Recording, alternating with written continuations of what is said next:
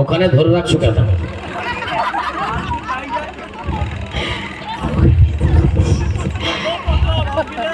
ওখানে ধরে রাখছো কেন?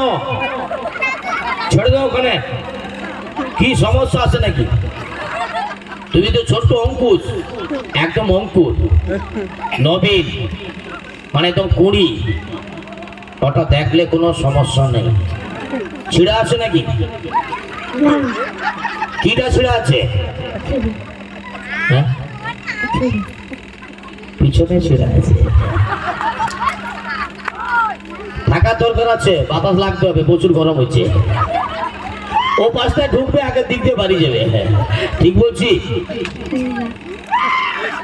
ঠিক বলিনি?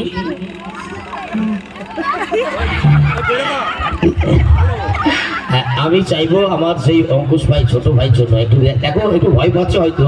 দেখো আমরা ওদেরকে নিয়ে প্রোগ্রাম করি, দেখো সেখানটা ছাড়বে দিয়ে।